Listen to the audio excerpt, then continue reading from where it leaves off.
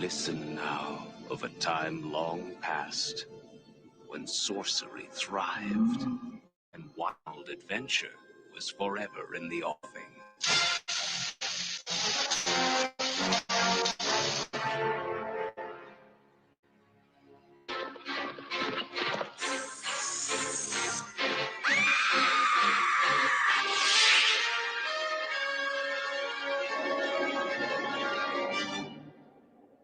A deadly sorcerer is called out of nightmare by a ruthless king driven into evil.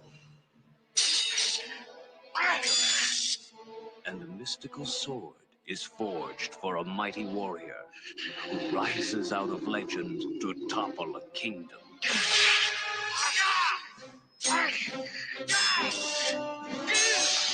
The Sword and the Sorcerer. I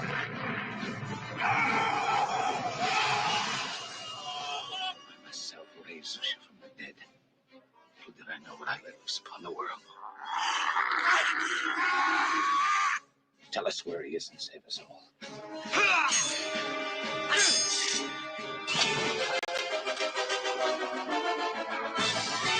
You want me to snatch your brother from the king's dungeons for one night with you? That's a slim bounty for such a task. Why's your bastard?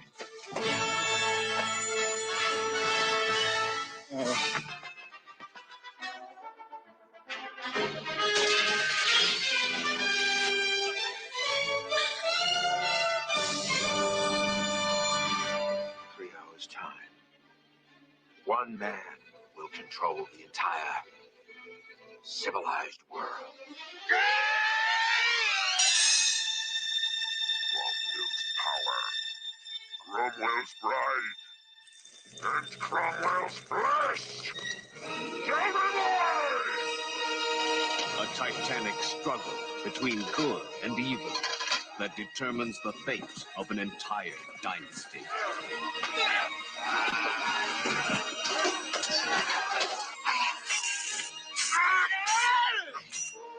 Dungeons and dragons, serpents and splendor, wizards and witches, danger and desire.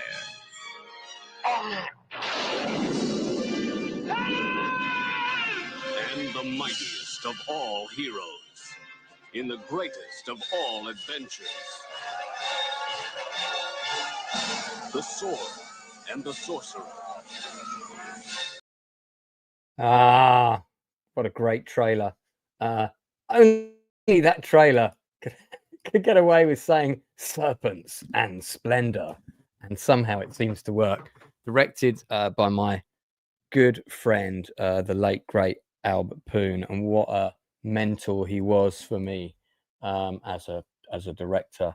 Proud to have been a friend of Albert's, and we're going to talk about that film, among others, among the new stuff that's out tonight. My panel has been asked to watch The Sword and the Sorcerer. We're going to talk about it. So let's welcome our panelists. First up, it's Rachel Percy's in the house. Hey, everybody. How's it going? Is that a new icon? I don't remember your cat being that flash last time. Yeah, I got a new one for Friday, and I just left it on there. I feel like you might have to make me a new icon for the Nielsen ratings. I don't know. Although me dancing with Light Whip is pretty cool. We also have the King of the Spiders is here. Indeed. I was looking forward to what noise you thought a spider would make, but you know. Very close, like actually. When they stridulate, it is very much like that. Yeah, it's like a hissing kind of thing. That is the noise it made. That is the noise it made when I was awoken to it crawling down the side of the Lord of the Rings poster above my bed one evening. To be fair, no, I can hear the bigger ones walking about. So, oh my God! How many have you got in your bedroom in various tanks? No, I've got a separate animal room where I've got my studio set up and everything. But about 50, got about 50 tarantulas, about 2-3 foot to the right of me. Damn. Give or take.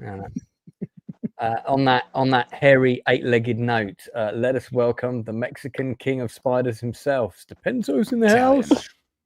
I'm Italian. I live near Mexico. I like Mexican food. What's it? I thought you said Talon, as in like Sword and the Sorcerer. Talon.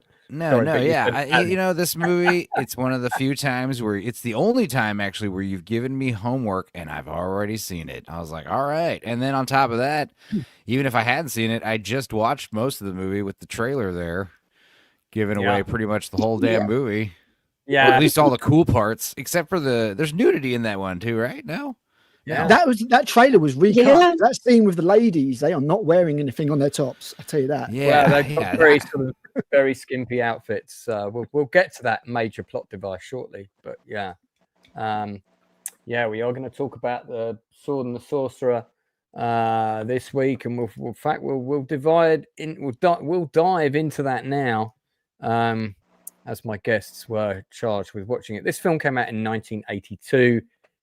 In response to Conan, which had gone into production in 1981. You mean Conan?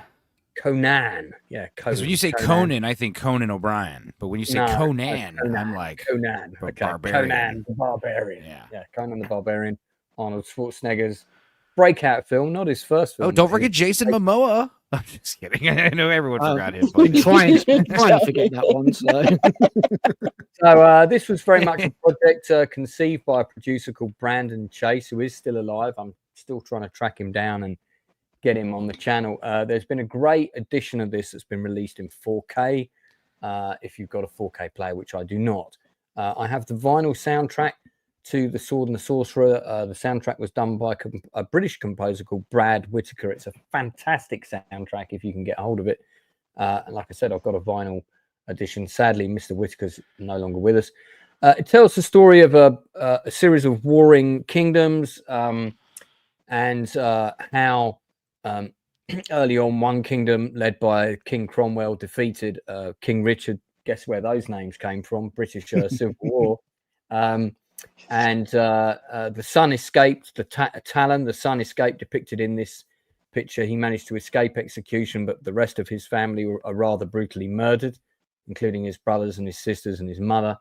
And he comes back as an adventurer many years later and is determined to avenge his family, kill King Cromwell. Cromwell was assisted by the sorcerer, who gave him an advantage, and Cromwell betrayed the sorcerer, killed him, and threw him off a cliff. That stunt, by the way, in the film where the sorcerer is thrown off the cliff, the first attempt of doing that stunt went wrong, and the stuntman died. He missed. We're hearing about that. Yeah, he missed the airbag. That's not. Oh wow, I was thinking that because I saw kind of just like and I was like, I he hope kind there's of just like flung himself off the mountain. Right? Yeah, it's not the actual take in the movie is not the one where he died. The actual take in the movie is the one they subsequently did. The stuntman was called Jack Tyree, I believe. And yeah, I mean that was I think the run up was wrong or something. I can't remember what exactly happened, but he missed the airbag, and it's a very good stunt in the movie. The one that's there. Yeah, it's just one hell of a job. I remember hearing about it where they said like for some reason like when he jumped, he's like flailing around wildly and stuff. Like he wasn't supposed. I don't know. He did something weird. I think he slipped at the top.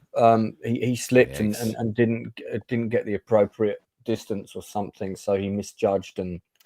But anyway, in terms of one of the reasons I wanted to talk about this film, apart from the fact that I loved it when it came out, it had a very short cinema release in the UK, and then it was straight to video fairly quickly. I saw it on video. I do have an original cinema quad for this movie as well. This is a really good movie for filmmakers to watch in terms of low budget filmmaking, because they managed to create a really good and quite intricate world. And I'll let my panelists give their thoughts on this in a minute. With not a lot of resources, this only had a budget. I think it was $3 million, which back then was still pretty low. And what was achieved for that was nothing short of amazing. You know, you create the impression of a very large world, all of which was created in California. you feel like there are castles where in fact there are none, because they weren't able to access any real castles for filming. What they did have was a sort of Italian villa which had some castle-esque bits, which is why that location was only filmed at night. And the interior courtyard for the big battle scene at the end is shot inside that villa. But there's some really good low budget filmmaking techniques in this movie to how to do like a lot with, you know, make it all appear on screen, how to make it look really effective, how to create big battle sequences with not a lot of extras. This is a masterclass where that is concerned. And although Albert Poon effectively went on to be a B-movie king, he was very much kind of a Roger Corman type filmmaker. That is not the filmmaker he wanted to be. Unfortunately, he just where he got the work was with the companies who would promise him, hey Albert, this movie is you're gonna have a budget of $10 million this time, and he'd turn up on set for day one of filming and find for various reasons his budget was now, you know, 1.2 or even 750,000, which happened to him several times. Wow. Yeah, sadly. So, you know, Lance, there's something in the green room. Oh, something special in the green room, or I guess it's the blue room. It is. There's someone in the blue room. Has he watched The Sword and the Sorcerer, though? That's the who cares? It's his birthday. I didn't get a chance to, Lance. Sorry. I just want to see his eyes. Yeah, I'm gonna get another one. So this is Wildberry Tea, Enzo. Blue, have you seen The Sword and the Sorcerer? It's been a long time, but yeah. You have seen it. Okay, all right, good. Now there is by the way, there's a good quality copy of the movie on YouTube, so people can watch the whole film. Also, Riff Tracks did a pretty solid riff of this movie. They did. That's right. That was a while back. Pretty sure the Red Letter Media guys have also talked about this movie. Yes, it was on one of the Best of the Worst, I think it was. This is a great one. The thing about these 80s cheese fest fantasy films, which by the way, all August, that's all we're doing this month is just 80s sci-fi fantasy nonsense. Yeah, I saw that. We're not doing this one though. But I would like to. But a lot of people have done this one already. But what's great about this one is like the actual like nightmarish special effects are pretty good, dude. Like the creepy, really good. Like when that creature first wakes up and he's like a snake man or whatever, and he looks freaking creepy. And then also just the projectile sword, as stupid as it is, it looks great. I love faces in the sarcophagus as well. Yeah, the sarcophagus with all the faces is really, all that really stuff is well awesome. That was such a good effect. And the shot of the sorcerer when he sits up, that shot is straight out of Frankenstein, but it looks so cool in this film. That is Joe Reglabuto, by the way, on the left, who I've asked to come on the channel several times. Sadly, no luck. He was in Street Hawk. He was the number 2 in Street Hawk. The actor in the middle now sells real estate in Barbados, and I actually managed to have email correspondence with him. No way. So, not impossible. That might be to get him on at some point. Yeah. Is it El Maynard? That's right. Yeah.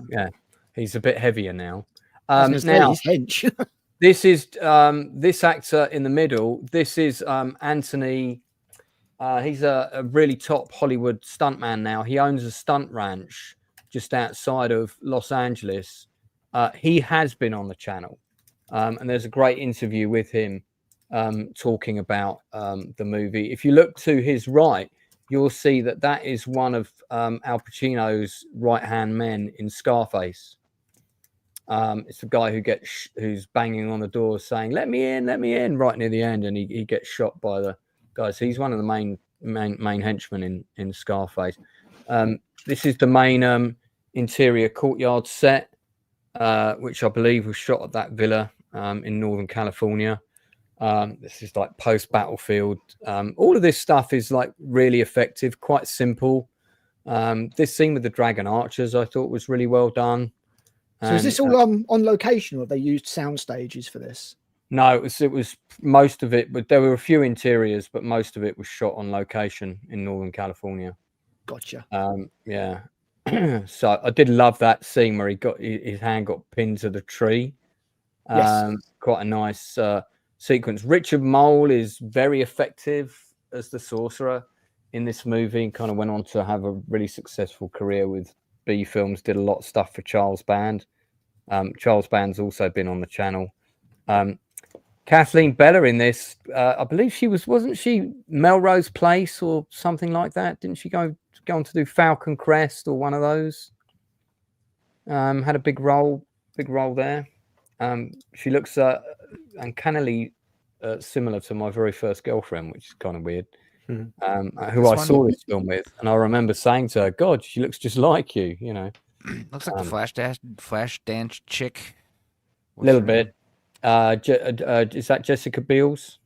Yeah. No. Yeah. Richard Lynch. Jessica Biel. Jennifer Biel. Jennifer Biel. Richard Lynch, whose back we're seeing here, was my absolute favorite bad guy actor in B-list, A-list, whatever. It's sad that he passed away from a fall at home. Absolutely loved this dress. But I loved Richard Lynch. He was so great. The story behind him, the reason his acting career was fairly mediocre, and then he was experimenting with acid and got off his face and actually managed to burn half his face off. He set himself on fire, which is why he's got this kind of partially scarred, evil-looking face. And it was after that he started getting cast in all the bad guy roles, and he probably I've seen him quite a few horror movies and stuff over the years. Yeah, he's been in absolutely loads of stuff. The main bad guy in Invasion USA with Chuck Norris, and a regular bad guy in things like The $6 Million Man and all of those kind of shows. The A-Team, you'll see him popping up in all of that sort of stuff.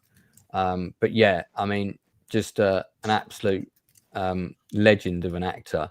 Really, really liked him. So yeah, this is the sarcophagus. Remember the shot when the first one's eyes pop open when the witch starts doing the incantation? That's just a really great moment. Yeah. So good. Yeah, so there's I also love this 80s like that soft focus glow that a lot of the 80s movies had, you know, the Superman movies and the Steven Spielberg movies. Like all the lights have this like halo on them, like, you know, this like fuzz. It does a lot of cool stuff with sound as well. Lots of overemphasized sound effects, making it all sound. Yeah, really the sound is what really dramatic. sells the movie. Because like I've seen, you know, if you had this movie with the great effects, but you had bad sound effects, bad Foley work, then it wouldn't sell. Whereas if you had bad special effects and really good sound work, that does like sell it. You know, if you have good music and Foley work, like. Yeah. And editing, obviously. Like Lance said, the soundtrack to this is really good. Really good. Really good soundtrack, really good sound design. I mean, you know, you've got a lot of people that were clearly working at the top of their game, and the actors pitch their performances tonally just right. They just take it just the right level of serious, the right level of ham. Cromwell is he's just right, isn't he? He's just brilliant. Absolutely the perfect level of Machiavellian and kind of cheesy, and it just really works. You know, like it reminds you, like, you know, you're gonna have some type of Kramer versus Kramer type movie with, like, you know, practical sets and you know, big stars, and it's like some kind of drama. You could probably hire a less qualified director to try to make that. Whereas, like, I'm gonna make some schlock where, you know, it's gonna be like a fantasy film with a shoestring budget, and we got all these effects. You gotta hire like the most talented people you could find to sell it. Yeah. Absolutely. Rachel, you saw this for the first time, I think, right? I think I saw it when I was a kid, but this is the first time I've watched it recently. Was this morning with adult goggles. Tell us your thoughts. Yeah. Well, growing up, this is the kind of movie that I really gravitated towards. Of course, I loved all of these sword and sorcery movies that we got in the 80s, and I wish we had more of them, but we probably will never get to that level of fantasy ever again. But all the practical effects in this were just gorgeous. Even how gross he looks, it's gorgeous how they pulled it off. It feels real. That's what we need. Meme here I'm trying to think of some good meme text for this image here. You know, like the vegetables in your drawer, the vegetables rotting in your drawer in the back of the fridge, just like seeing you go after the cheese again. I don't know. There's something there.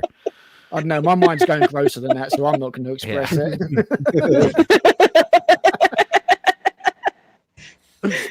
This lady, I'm going to be good. That's good to boot. Very good. Critic Out, you watched it for the first time in many moons, I think. Yeah, I went through a phase about, I don't know, 3-4 years ago, where I watched nearly every single sort of sandals and sorcery barbarian type movie available. I went through loads of them, like Conqueror, even War of the Future, the Deathstalker films, watched Kroll all over again, all that kind of stuff. Kroll's all right. Kroll's not and bad. This was among them. Yeah, Kroll with nearly exactly the same soundtrack as Star Trek 2. Yeah, James Horner was really lazy and just reused it. Yeah, James Horner. I like this better than Kroll, because Kroll kind of like, it's easy to Kroll's fall got a asleep cooler to weapon. Kroll. Kroll's got a cooler weapon. Kroll has not got the gore and the brutality. No. No, It's more of a spy or sci-fi or fantasy film. Yeah, and then obviously you said watch it, and I watched it again recently and recalled a lot more of it. And it's just a really solid little fantasy film. I really do think it is. It's got a nice, intricate plot as well, with all the really good, the kingdoms and the rebellion and everything. And it's more than the sum of its parts, I think. Is one of the great things about this film. I think George R.R. Martin nicked a few ideas from this movie, especially the Red Wedding. The guys all appear with the crossbows at the top. Yeah. Because he has never met an idea that he didn't like, 98, 99, I think, A Song of Ice and Fire. That's when I started reading it anyway. So yeah, it wouldn't surprise me. But yeah, just great performances, really memorable. Thankfully, nobody's actually got haircuts from the English Civil War despite using the names. Yeah. Wouldn't have gone well, but yeah, I actually like the haircuts they use in the movie, because people have sort of gone a bit wild with them, but at the same time they kind of look like they're of some sort of fantasy time. It looks like a believable era somewhere. Okay, everybody had this kind of hair, and the effects at the end where Cromwell splits apart. Yeah, man, they're really, so really good. Really well done. Yeah, really well done for a minimal budget. Yeah. I don't know who did the special. I don't know who the special effects supervisor was, but sterling work. Just really solid little fantasy movie. The actor on the right in this still is George Maharis, who incidentally was a favorite of Quentin Tarantino. He only passed away in 2023 at the age of 94. So he was one of the obviously Lee Horsley, who played Talon, is still around, as is Anthony, who played. Is that an alarm going off somewhere? Yeah, it's mine. For God's sake, Blue, you've only been back on the channel 5 minutes. I don't want to know what that alarm's for. Yeah. Sounds kind of dangerous, doesn't it? But it does sound a bit dangerous. But what a great he was a great actor in this role of, I think his name was called Machiavelli or something like that. It was his account, wasn't he? An account of some description. But he's. I mean, we could get into spoilers, but he's a cool character. And then you had Anna Bjorn, who played Elizabeth, and Nina Van Pallant, who played Talon's mother. They were both big acting coaches in LA as well. So there's some interesting people in the supporting characters. This is a shot I really loved. Very simple. Oh, it just comes like 20 foot in the air. I love that. I really like that shot. I think it's great. There's a lot of really good atmospheric shots in this. Lots of very good use of smoke and and lighting. It is stupid though. I think tonally, I think everything works. I love this slow motion scene where he smashes all the swords. It's very cool, there probably is some unnecessary nudity, or is there? No such thing, Lance. No such thing. Right. I did think while I was watching it, I was like, this might not be viewed very favorably by the feminists of today. Oh, come on. There's plenty of strong women in this movie. If not Yeah, for I mean, women, they would have honestly, all died. Yeah, absolutely. Yeah. She's the one who It- frees them all from the jail in the scene in the torture chamber and everything. So yeah, for I sure. don't know if you guys are aware, but there's right at the end of this, it's like if this movie had been, it was a pretty good hit, by the way. It made a lot of money. This is why Albert Poon never stopped working, but it wasn't a mega hit, but it did good box office. I think something like about 30 mil or something like that. And so the producers and whatnot did very well out of it, but they advertised, Talon will return in Tales of the Ancient Empire. And as soon as I saw that on the end credits, I was like, yes, great, can't wait. When's this next movie coming out? And I was in Cannes. This was in 2015. And I saw a poster, Tales of the Ancient Empire. And sure enough, it's directed by Albert Poon. And I was like, I spoke to the distributor and I was like, well, when did this film come out? It was a couple of years ago, we're still trying to sell it, blah, blah, blah. And anyway, I tracked it down and Lee Horsley does return as Talon in it. But it's really not good. I think the problem with it was when CGI became a thing and filmmakers got hold of it, the filmmakers who were having to make stuff independently jumped on it and used it as a tool to do various effects and things like that, because that was the only way they could achieve the visuals that they had in their head. Unfortunately, early CGI dated really quickly. You only have to go back and look at some of the early stuff that was using it. And that's what happened with Tales of the Ancient Empire, and it doesn't quite have the same sharp script or characters, sadly. I can see what Albert was trying to do with it, and it's a noble effort, but it's not quite there. The problem with early CGI was that unless you had an absolutely ridiculous amount of money to throw at it and get the very best, it really didn't age well, like you say. So whereas Jurassic Park looks okay 32 years onwards, because it had a stupid budget. If you didn't have that kind of money or, Industrial Light and Magic or whoever to work on your film, then it would look kind of poor. I mean, you look at the blood scene from the end of Blade, which is 1998, and it looks absolutely atrocious. I mean, another you mean the thing part when you mean when all the vampires burn up? No, after that, when he slices through Stephen, what's his name? Frost.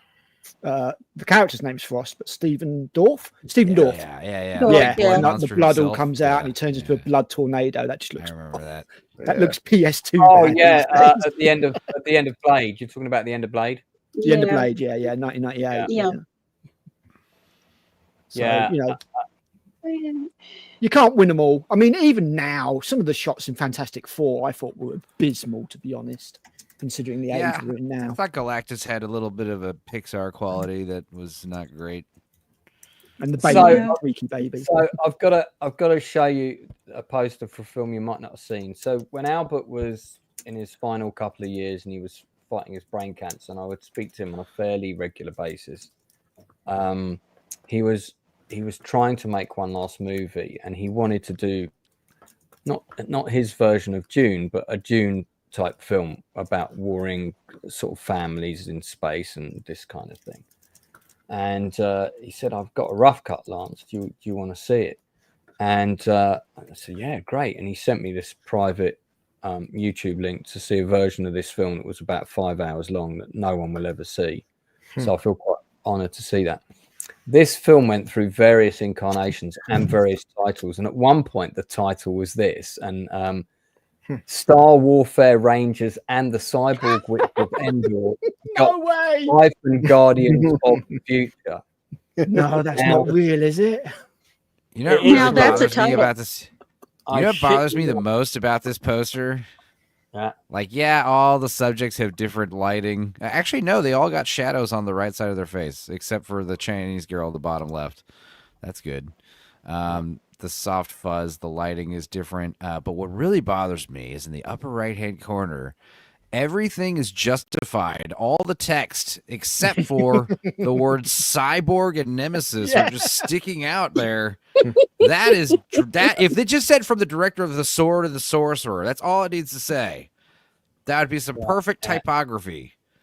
you not Instead, they remember- throw those 3 words on there, and that is like my eyes are going straight to that, and I'm just like, StarcyBorg.com. I guess that's the actual movie, Starcyborg. That's a good name. Star Cyborg.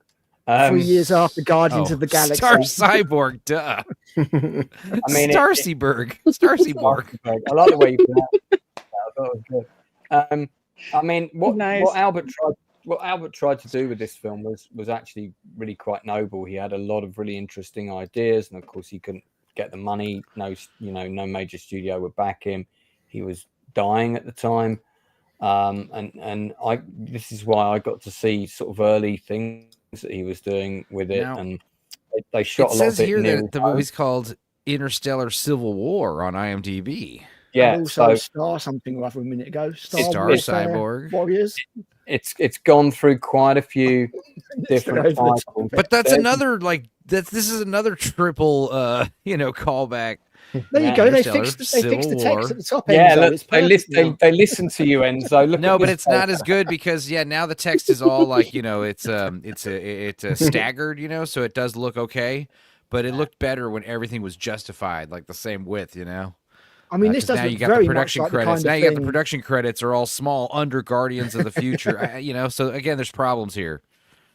It does look very much like the kind of thing that Red Letter Media might cover. I wonder if they have. There you go. Star Wars. That was the other one. How many titles does this have? This is at least one more. Distributors. I mean, it has a lot of titles. There's another one. Galactic Rangers and the Cyborg. Shut up. Yeah. Are you kidding? I'm not. I'm sensing there was a pre-production process here where it was bouncing around lots of different names. So glad we're getting Critical's face revealed today. So, there you go. Is this available on YouTube? Interstellar Civil War. There's another movie called Interstellar Civil War: Shadows of the Empire, directed by Albert Pune, and I guess that was before this.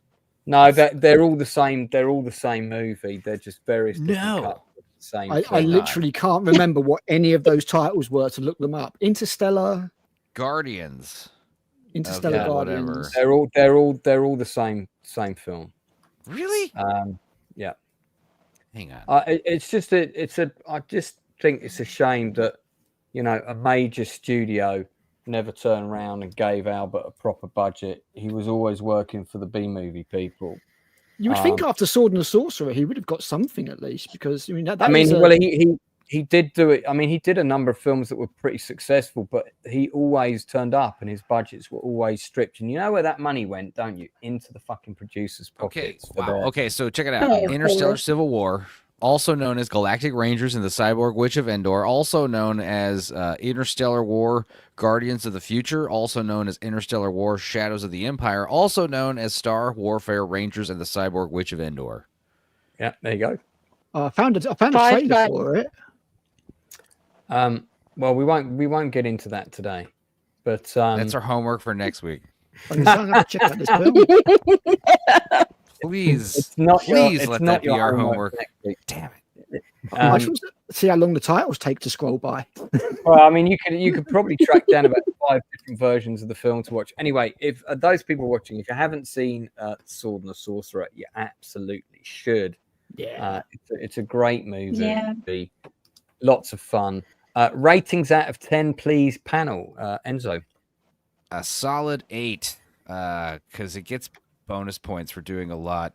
It's one of those movies where you're like, this is going to be stupid. And you're like, honestly, I commend the filmmakers. Yeah. And I do like it. It's good. Critical. Yeah, 8 all day long. I really enjoyed this film. This is a film that I would watch again and again and again. Like, it's just the right levels of cheesy, epic. I like the plot. I like most of the acting performances. I don't think there's really any terrible performances. As you say, they all play it to the right level of, the bad guys are just Machiavellian enough. The sorcerer is just evil enough. It's got some great effects. And I'm astonished it was done with only 3 million, to be honest. And I feel really sorry for, what's his name? Bjorn at the end of The Snake, even if half of it was a stunt double, because I can imagine the director going, "No, it's fine, it's fine, it's fine." And she's got this 18-foot snake wrapped around her. Yeah, Man. can be very dangerous. I can head up. I'm gonna hang out and chat though. What? Okay, you got to yeah, run. You got to run. Blue? Well, my sister's like, "Hey, look, did you leave yet? With dinner's everybody's prepping dinner lands. I'll be in chat." Your dinner's ready. It's I gotta get ready to go. Can you give us a rating out of 10 before you go? Well, I haven't eaten it yet. No, not the dinner. Not The dinner, movie. the film. Oh yes, 8. He's so funny. He's not all Yes. here still. So it's Damn it! I wanted to talk about Together with Blue Collar because Talk he about- watched it. We'll talk about it on your show. Well, we'll talk about it here first. All right, Blue. Thanks very much for popping in. Later, Rachel, dude. Enjoy your birthday. What's your rating out of 10? it's a solid film. It's an 8. I really can't believe that it's a $3 million movie No, I can believe with that. the variety of sets, the different locations they pulled off. Nah. It's a $3 million movie. That's crazy. Yeah, So it's check it 8 out. out of 10. All right. He's got a sword, but it's like 3 swords and 2. I mean, of the that is swords the only thing I And was a they little bit. shoot at people. It's awesome. It's done that way purely so they can shoot blades at people. it's a 9 out of I 10 love that. from me. It's a 9 out of 10 from me. So I love it. I think it's just a great film, great Albert script, great acting. Pune. It's And- P-Y-U-N, right? Yes. Yeah, Poon. Yeah. Okay. And No, rest in Pune, peace. right? Rest in peace, Albert. Yeah, it is pronounced Poon. That's right. Oh. So I Do you think think a lot- should be that'll be the pronounced one that he's remembered for, Lance? I do, yeah. I mean, a lot of people remember him Yeah. for Cyborg and Nemesis. I've got all 5. Yeah, Nemesis he did a movies. funny movie we watched. Like the first movie we watched of his on We Watches was Knights with Chris Christopherson, which was technically supposed to be Cyborg 2, but Right. Cyborg 2 was something else, and he directed this and said this is what he wanted Cyborg 2 to be, kind of. And it's Yeah. cheesy. Lance Henriksen's in it, but then he also did the Captain America '90s made for Yeah. for video movie. Yeah. He was supposed to do Um, Spider-Man, and he did Fantastic Four as well. So, yeah. Right, he did- right. He did the Fantastic Four Corman movie. Yeah, Yeah. Oh, did he? Okay. Yeah. yep, Yeah. yeah. We just watched Mhm. that recently. That's probably Whatever. still the most comic accurate film that they've I had. think I may well Really? I might do a Chew the Fat special on Albert Poone's career at some point. Yeah. So Cool. I to- could come on that to one. I continue- know a lot. to continue checking out his movies. We're going to talk about Naked Gun now. So let's get into Leslie Nielsen's pants and talk about Naked Gun. I was surprised, well, not entirely loved it. surprised, to find out that Leslie Nielsen is currently dating Pamela Anderson. I think you No, mean Liam because Neeson. there were rumors of that, or it wasn't rumors because there was a lot of interviews when the movie was shooting saying, Liam Neeson is in love. Liam Neeson is in But he's love been with in the his dummies. co-star. Right. Yeah, Liam Neeson is in love with his co-star Not a Pamela good day. Anderson, and he'd just be like gushing over how she's such a joy to work with, and she's such a breath of fresh air, and she's amazing. And I think it was because they were trying to drum up word of mouth for her movie, The Last Showgirl. Yeah. So they were kind of shooting out these puff pieces, kind of where Liam Neeson was just gushing over his co-star. But at the same time, there were rumors like Liam Neeson, and because he is a widower. His, His yeah. wife died, yeah. Yeah. 15 years now. I knew his wife. And So there you go. it's sad. Black Lives luck and to Black him, I Scams is say. here. Whoa. Good luck to them. They have decent chemistry in the film when it shows.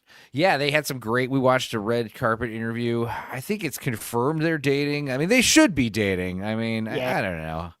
They seem like a good couple. He's Liam Neeson and she's Pam Anderson. I mean, He deserves to it be just happy. seems like it works. Also, they did remind me of Priscilla Presley and Leslie Nielsen. They just had this great chemistry in the movie, and they have some great chemistry on the red carpet too, where they're just talking about how, it's just a joy to work with each other and all that. So I think it's hopefully I think it's Liam's, really nice. laying down that pipe. All right. Have I told you guys the story about the card that I did for Liam Neeson when his wife died? Do you guys know about that? No.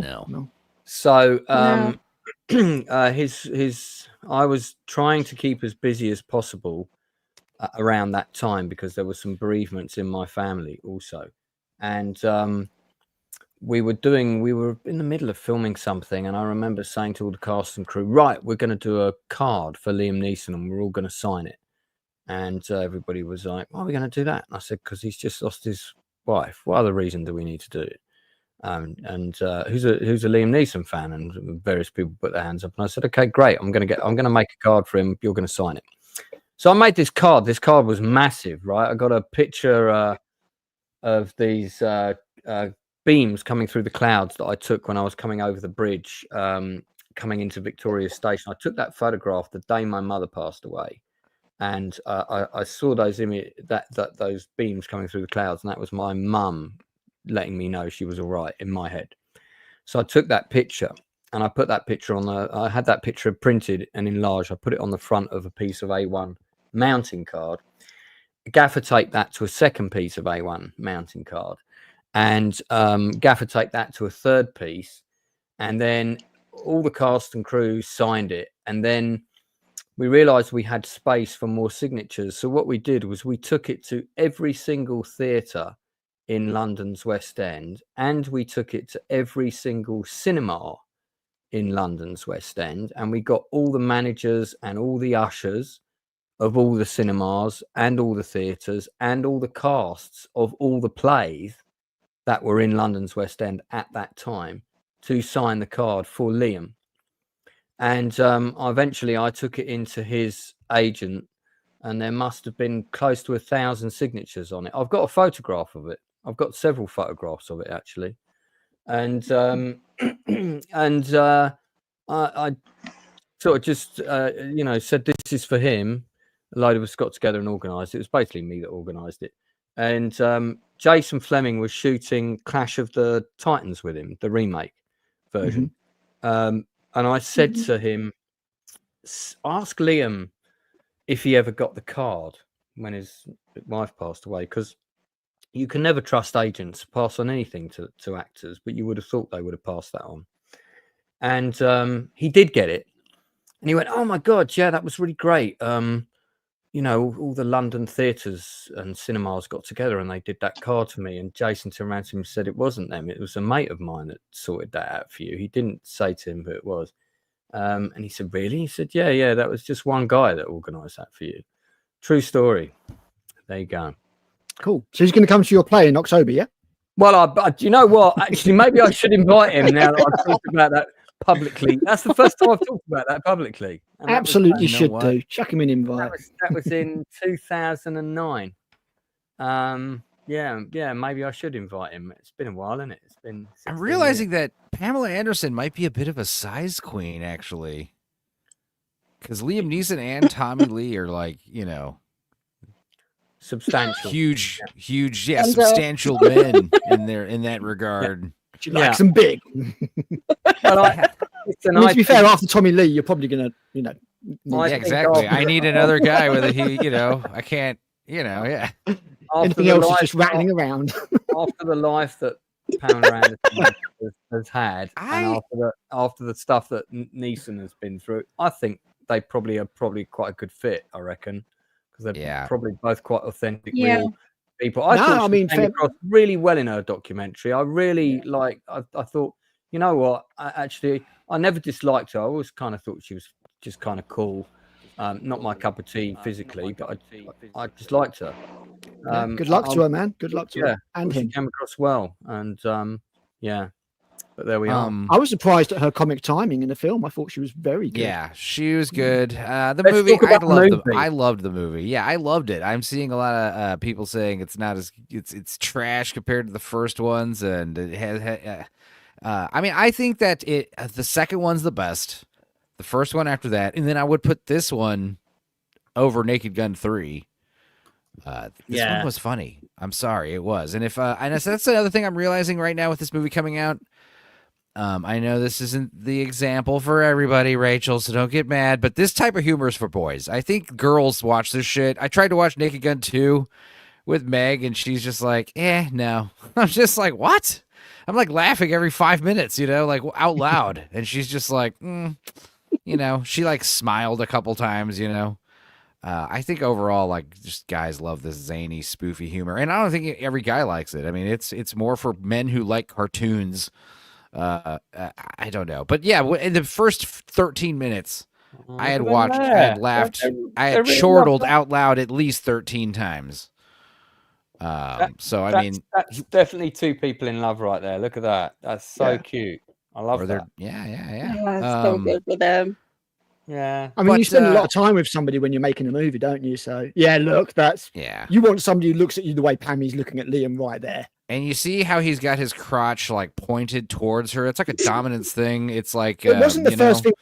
It's like an alpha thing. You are a mess, dude. Dude, I just think he just happens to be standing to his right. I don't want to read too much. No, I mean, you can tell with body language, like covering the genitals, like Seth MacFarlane's doing right there. That's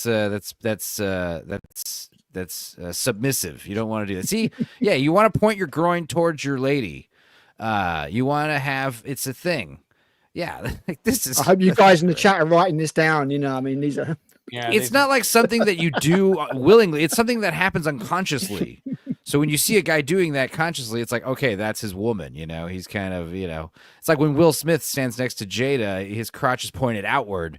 It's you can tell there's issues there.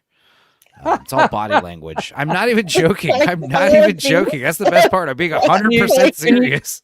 Can you get a photo up of Will Smith with Jada that illustrates your point there? Sure. But like I said in the movie, might shrink around Jada. But as for the actual movie, let's talk about the movie. Let's get back to here's the thing. I heard some criticism that the first 10 minutes is basically the trailer, and I'm like, first, that's good because the trailer actually doesn't give away a whole lot, and secondly, everything in the trailer, every gag in the trailer that I thought was meh is actually executed better in the movie itself when it's longer. Like the whole him taking out the bad guys, I was like, all right, this is silly, and right away, the first thing he does, he takes the guy's gun, dismantles it, punches him. Then he takes another guy's gun, punches him, and then he crumples up the gun and just rips it apart. And then the third guy throws a gun and he takes a bite out of it and starts chewing up the barrel. And then he punches the guy and kicks him into other dudes like a bowling pit, like a bowling ball. And then he's wiping his mouth from the gun that he's enjoying, he's eating. It's fucking crazy. That's in the first 2 minutes of the movie. There's a lot of great jokes. There's some jokes that don't land. Obviously, these spoofs, these parodies, these sketch comedy movies, sketch comedy shows, they're hit and miss. So they're not all hits. Some of them are misses. But it's pretty fun. Danny Houston's a great villain. It's a stupid plot, but there's a lot of jokes. My only criticism of this movie is the music. They did with generic action music. I really wanted the theme song. I really wanted the big band. I really wanted that. Didn't get that till the end, did you? But even that, the best part about the original movies is there's something retarded happening, and the music is a big band. Dun dun dun dun dun dun dun dun. It's super serious music. The music's so serious. Yeah, it's so deadpan. And again, this was just generic, action music, which is also serious. Yeah. And deadpan, but I don't know, it just doesn't have that vibe of the originals with the 90s. The 50s, 40s style big band, for all those noir movies and stuff. I don't know. That's my only criticism for this movie. Other than that, I loved it. I don't know. I think people are being a bunch of haters if they're saying it wasn't that great. Because, this was a throwback style comedy, but they did nail the spoof zaniness, even without Zucker. And I did think it was dirty. They did Zucker dirty on this one, not getting him involved in the movie at all. I'm liking this poster, Hong Sang, Bohin. What's going on there with the title? They're presumably they've got it all mixed up. It's supposed to be So Hung. There you go. The best part of the remake, no OJ. OJ's hilarious in the first three, dude. What are you talking about? Nordberg? Nordberg's great in those movies, dude. He's like the punching bag. Justice makes him wet. Is there a Nordberg? These are great posters. D-Box? Feel it all? That's hilarious. I want you to pull my finger. I loved the AI poster where he's got 8 fingers, That's a good no one. AI was using this poster, that was one of the first times where I was like, this might be funny. And it was. It That's was a funny. great photo. Hollywood. Look at that. A hard cop in a soft city. Soft City. I'm liking Yeah, that. this was good. Hi, everybody. What's up? Welcome, Leroy. Hey, dude. Leroy, have you seen Naked Gun? Not the new one. I saw the original. Okay, we're not talking you about like the those? original. I today. know. But I'm not really planning on seeing it. I'm really surprised Liam Neeson would do a spoof or a remake of Naked Gun. He's not. He's, in my opinion, he's not the comedy type. He's more. Well, no, action that's or why. dramatic. I mean, everyone He's was done saying good from the comedy beginning, before. There's an episode of He's done Extras, and he's comedy hilarious in it. before. Yeah. I've never seen him he's- do comedy. the He thing has is, done- he Leslie has done Nielsen. comedy. Leslie Nielsen wasn't a comedy actor either. He was very serious. He played villains a lot. But then, when he pivots to deadpan, it works perfectly because that's the same thing with Liam Neeson when he was on the what's his name, Willow, the little guy, Willow. Come on, Warwick Davis. Warwick Davis. Warwick Davis had a show, where he shows up and he wants to do improvisational comedy. He's deadpan. The long and the short of it. Yeah, I've seen that. Yeah. That's perfect. I want to and the do. same I thing want with to do a Leslie comedy Nielsen. about a guy who has AIDS. Because when Liam Neeson is trying to be funny, I don't know how funny he actually is, but when he's being serious, like straight face and saying ridiculous things, Yeah, that's Like, the that's humor, funny. isn't it? Like Yeah, man's it's really laughter, and Busta Yeah. Rhymes says, "I think you mean manslaughter." Yeah, man's laughter. That's good. That's Yeah, that's the other thing he does really good is play stupid. That was important because Frank Drebin is Mhm. dumb. And in this one, he's just as dumb. His son, like Maybe a little oblivious bit to too- everything. little bit too action hero. I think nodding back to his Taken roles a lot more so than any previous Naked Guns. But I had problems. Well, I had a couple of problems with the film, but Liam Neeson was not among them. So yeah. So okay, Alan, very briefly, did you like it or not? Yeah, I liked it. I laughed a lot. I thought that the mixture of comedy was brilliant. There's visual gags in here. There's setup gags. There's running gags like the coffee cups, which is great. There's a good mix of comedy and different deliveries. I did think that Danny Hudson would actually have played a more like the originals Frank Drebin than Liam Neeson did. I thought he had a lot of capacity for that kind of bumbling kind of thing. In a parallel universe, that might have happened, and I would have loved to have seen it. My problems, just briefly, with this film is one, it didn't go quite as hard as I would have liked with certain types of comedy. I would have liked to have seen this film do a few more daring things that would have upset people, that might have had a bit of Twitter going, "Oh, I'm not a fan." And it didn't really do that. It played it safe. Now, see, I actually liked that it was clean. It was relatively clean, and I was expecting it to be more well, I mean, you had gross the out heat, and you had the raunchy. heat vision scene. Dude, obviously that was one insane. thing. The dog And, stuff, yeah, that was. I cackled like a fool at the Bon Jovi t-shirt joke. That was. I was just like, yeah. Oh, which joke? He goes. They go. Oh, the men are reducing a reduction in sperm across the board. And Liam Neeson goes, "I've never put my sperm across the board. I have a Bon Jovi t-shirt for that." Yeah, Like, that's great. Right. And then the windscreen gag, that was great. And there's loads of quick fire humor, like Dude, the the old bicycle, the first time he hits a bicyclist, first of all, it's like with CG. So it's great because the camera actually goes like through the bicyclist, days. Yeah. So like bicycle, and it's all blurry, you're just Yeah. seeing this abstract and you're hearing the sound effect and you see the blurry bicycle in the rear view. And and he doesn't even flinch. Like the first time he hits a bicyclist, it's funny. The second time he hits the bicyclist, it's like even funnier, dude, because it's like, I mean, I did Oh, laugh. man. I definitely laughed. I would have liked to have seen take a few more risks.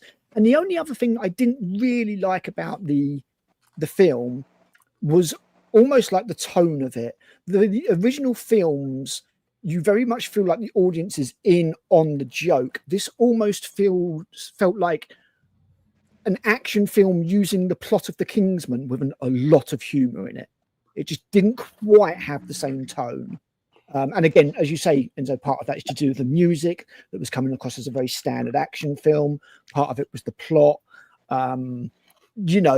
but it is good and it is funny. And I think that's the important thing at the end of the day. By no means it's not the train wreck I was expecting by any means. I did Yeah, enjoy it. no, I mean that's good to hear. I haven't seen it, so Enzo, what's your rating out of 10? A good 7 out of 10.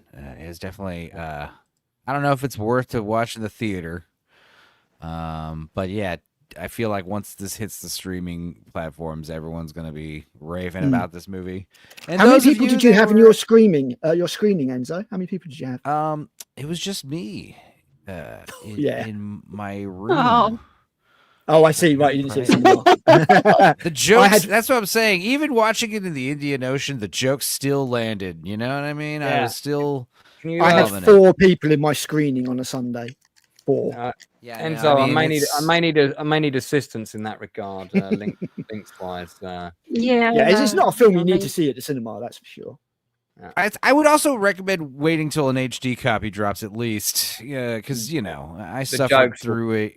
There's better audio quality. You want some subtitles. You want but yeah, there was definitely it was one of those movies that I did some cleaning around the house, and I just put it on the big TV and just watched it. And it was one of those movies that I start movies at double speed, and like 2 minutes in, I realized all right, this is getting the normal speed. Okay. This so that's that's the normal speed treatment. Well, that's the nod of approval. that is the mark of quality. Yeah, that's how you know I'm like, this is gonna be good. I start slowing it down to normal. If it's bad, then I start speeding it up to 3x, or 4x if it's real bad. I'm just like, fuck this. Let's just see what happens. I saw it in a cinema. Focused on the whole thing. The 4 people behind me were laughing. We were laughing. It doesn't all hit, but the thing is that there's so many gags. They are rapid fire. There's stuff in the background. There's, puns. It really is quite relentless in its pace. So it's not really particularly boring at any stage. Not everything lands, but for my score, I give it a 6 and 6/60. So 6.6. I thought it was way better than I was expecting. I really didn't think comedies could come back, and it has. Aaron in the chat gives it 7.5 out of 10. If anyone else in the chat has seen it, please do put down a rating. What would you give it out of 10?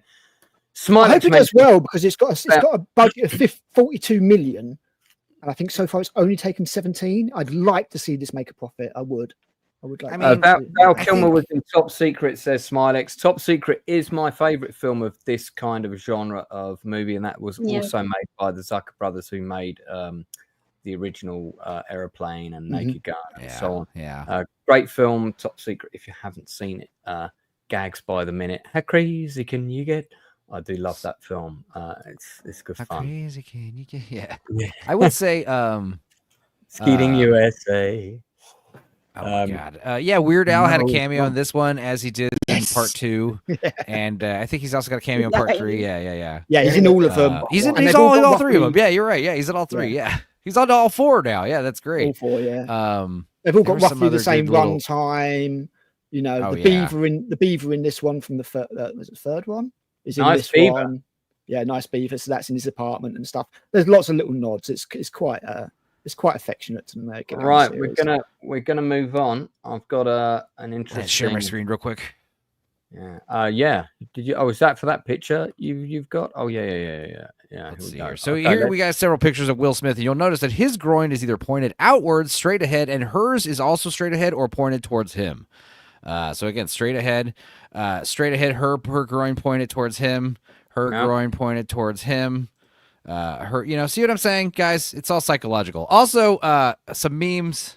I'm learning something from this. I'm learning you've spent too much time. Will Smith looks different in this picture. I don't going back to this image, I was like, I had Grok come up with a bunch of them, like 100 of them, and not all of them are great. But here are some good ones. When you realize the Wi-Fi is down, you have to talk to your family, or me after forgetting to mute myself on a stream call. Let's see what else. There's a few others. When Lord Toxic doesn't get asked what his rating is for the movie by Lance. This is the face that he makes. That's already pretty accurate. Still begging to come on. I think that's when you realize that smell is coming from your shoes. There's I feel like this has some good meme potential, this image. So I don't know. I feel like I'm going to workshop it a little. Anyway. You can get the HD version of it. Very good. I am an Cool. expert on men's groins. This is true, Smilex. So, okay, guys, we're gonna watch a trailer for something now, which is available on Apple, which Ooh. means most of you won't have seen it. I think I probably. know what you're going to talk about. You do. That's why I got you on. Thank you. So, because I think you've seen it, Twice. which is I mean, it's going to get a strong recommendation from me also. So let's have a quick look at Jason Momoa's latest Chief thing. of War. Chief of War. Yeah. Do we have audio? Let me know if you can hear the sound. Once I start it, of course. This island. We have audio. Yes. Yeah, I Yep. heard his voice. Yep. Good. Yep. Okay. This is your home. This land will hold you long after I am gone. Tell me of the outside world. It is strange. The pale skin honors no gods of the land. They will be coming soon. If this island is divided, this kingdom will fall.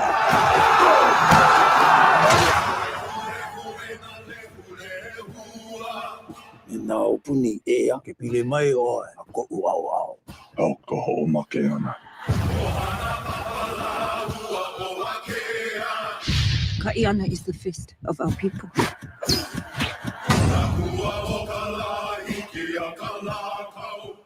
We will need him to face the troubles that come our way. I feel like the gods are against me.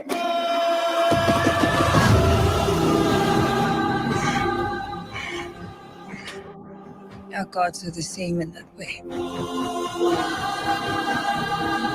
They speak to men about men. They don't speak with me. I want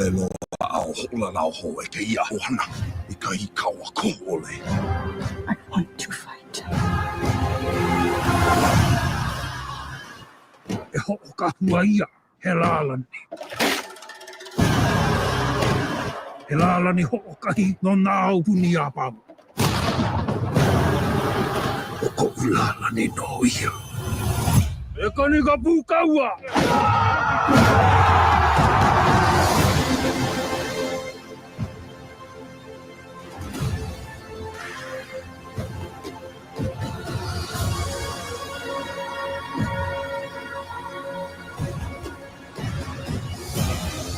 Tomorrow we face gods and men to build a kingdom. No matter what happens to me, this is your home.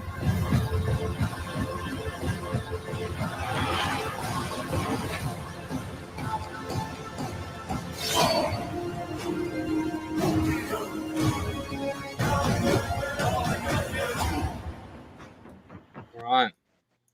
That is Chief of War, which is currently on Apple Plus. I have Episode seen 3 is coming on this Friday. Yeah, I've seen the first 2 episodes. Just going to talk about it briefly. So this is a historical epic. It's got a massive budget. Jason Momoa, obviously, in the lead. You've got Tamara. Is it Tamara Morrison? Morrison, yeah.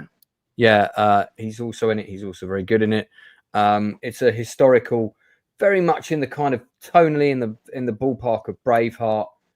Probably a bit liberal with some of the historical accuracy as well, but they have spent a lot of money on attention to detail with things like the period costumes, the props, the sets, the photography. It is shot predominantly all on location, I believe, in the Hawaiian Islands.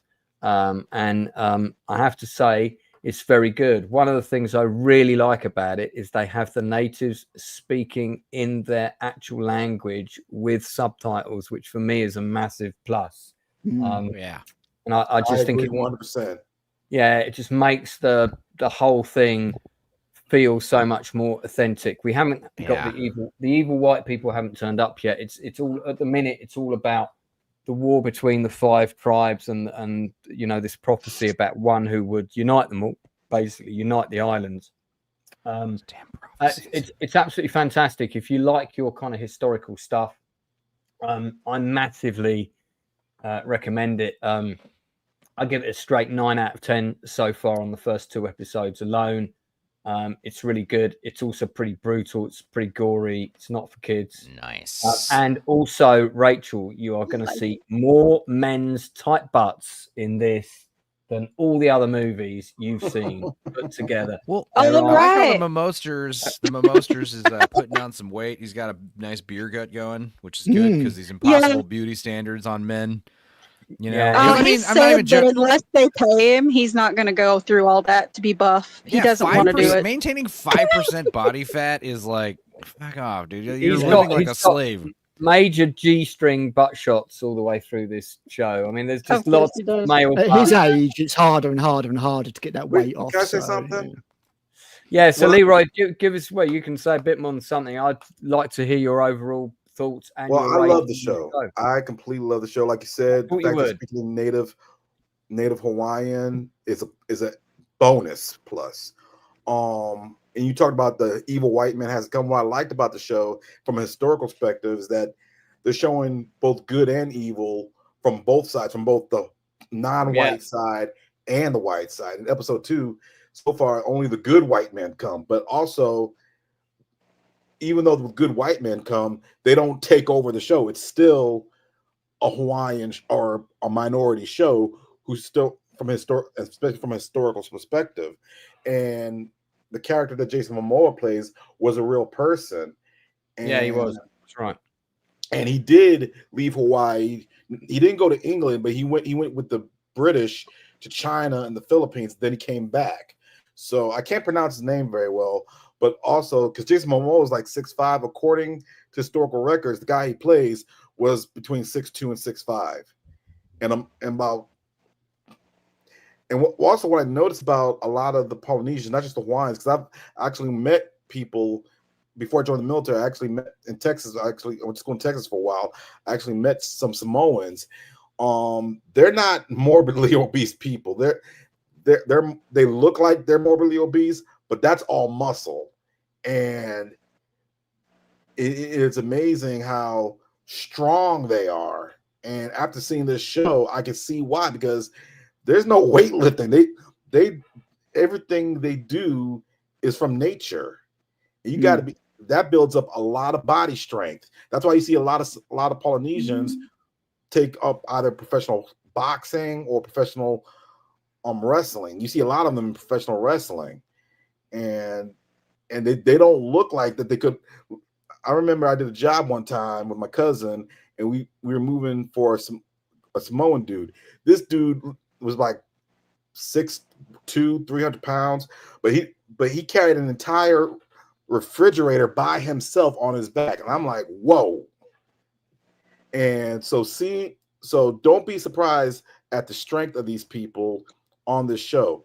And the Tamora Morrison, who played Jason Momoa's father in Aquaman, I have to say this is his best character I've ever seen him. I mean, I really hate his character, and I'll be shocked if he does not get nominated for an Emmy for the role he plays, because he is evil in this one. And he's played a lot of good roles, both a good guy and a bad guy.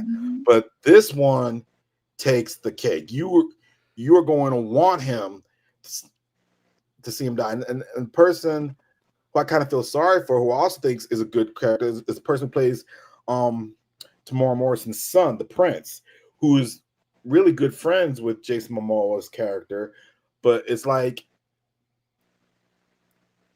his hands are tied. He can't go against his father, and he doesn't want to go, but he doesn't want to, because he knows Jason Momoa is in the right, but it's like he can't do anything about it because his dad's the king and that's his father. I mean, it's like he's bound by blood to his dad, even though he knows his dad is wrong. I mean, that's just the first 2 episodes. Lance, I'm going to slightly disagree with you. This show deserves more than a 9. I give it 100%. The first 2 episodes, 10 out of 10. Well, I can't give the show a 10 yet because I haven't seen it. the whole thing. So I can only give it a 9 so far because It, I've got to see the rest of the show before I can give it a 10. But it's certainly very, very, very good. But you're right. It's definitely, you said more like Braveheart. I'd say this is more of a Shogun-ish type. Only like Shogun. I just hate how it's a blatant ripoff of James Cameron's Avatar. In the background. What do you say about James Cameron? You hate what? I have to say that this show is more like Shogun instead of Braveheart. Only difference. Yeah, no, Leroy, I heard that. Good white men are more like Shogun. The good white men are in the background. Yeah. No, it's a good show. Enzo, what was your comment? I said it's a ripoff of James Cameron's Avatar, but I'm kidding, obviously. Right. Share my screen. Share my screen. Let's look at how strong these dudes are. How's Momoa in it? Because I don't really rate Momoa as an actor. You don't rate Jason Momoa as an actor? Nope. What is it depends on what he's doing. Seen Frontier. I mean, obviously he plays like a good. Here, watch this. Okay. I'm going to show you how to husk the coconut really quick using the chopstick. I'm going to show you how to do it with my teeth. All kinds of ways to open the coconut. No need a can opener. We're going to open it with my teeth and a stick. Check it out right here. Right here, that stuff. How fast was that? Huh? Pretty cool, huh? Okay, let's do it with the teeth. Want to cut that? Oh, you got to also see him climb the tree too and grab the coconut. He climbs it in like 10 seconds. Bloody hell. You're not giving a fight with this dude. That guy could eat the gun from Naked Gun. Imagine if this guy did that to your face. Like, imagine if you were in a bar fight with this guy, he'd grab your head and just did that to your nose, you know? Oh my God. Do not get in a fight with these people. I mean, unless you got a gun. Shaka Zulu, in Hawaii from Darth for $2. Thanks for that, man. They will mess you up big time. Like I said, I think he'll just eat the gun. So far, by the way, Aaron, this is reasonably accurate to the history. So yeah, I'm pretty impressed with the show. Better than the Patriot, then. So far, yeah, indeed. It's Wait, what do you got against the Patriot? I thought Patriot was a good movie. Patriot's a fun film. It's historical bollocks, but yeah, exactly. Yeah, y'all just don't like. I love it, but man. Yeah, the takes a lot of liberties. This is Rachel's cameo in the film. Here we are, Jason. Jason Momoa ain't got no beer belly. Enzo, comments on his belly. He looks fat. No, he still looks good. He's muscular, but he's also like not, he's allowed to eat enchiladas and drink beer, Well, he's 46 He's not being years old tortured. now, so He's not being tortured to eat, chicken and rice and broccoli 12 times a day. Like Paul says, it's like rugby players. It's like the All Blacks in New Zealand. They're absolutely massive and not like Jason Momoa is still going to the gym, but he's also eating whatever the hell he wants, and good for him. And he's not overeating, obviously. He's not like a big fat ass. his dad plays a cameo in this. Who does his dad play? His dad's like a famous wrestler, right? No, his dad plays the one who when Tamara Morrison says sound the call of war, his dad's the one who blows the horn. Oh, his dad blows the horn? Yeah, his dad is Hawaiian. His mom is from Iowa. She's white with some Native American in her. I think Lakota. So Jason got Samoan in him, I think. His dad, I think so, yeah. His dad is Hawaiian. Yeah, his dad's Hawaiian. Dad's Hawaiian. His mom's from Iowa, but his mom's not fully white. She's like white and Lakota Indian in her. Gotcha. So because it said from Jason Momoa, so I presume he's got producing credits and stuff in it as well. Mm-hmm. Yeah, it says he's directing the last episode in this. Oh, cool. So Jason Momoa. What I've researched, Jason Momoa has been dreaming of doing this project for over 10 years. So he's been working on this thing for 10 years. Yeah, cool. Yeah, I think it's got a crap title, but I do want to watch it. Definitely want to watch it. Chief of War.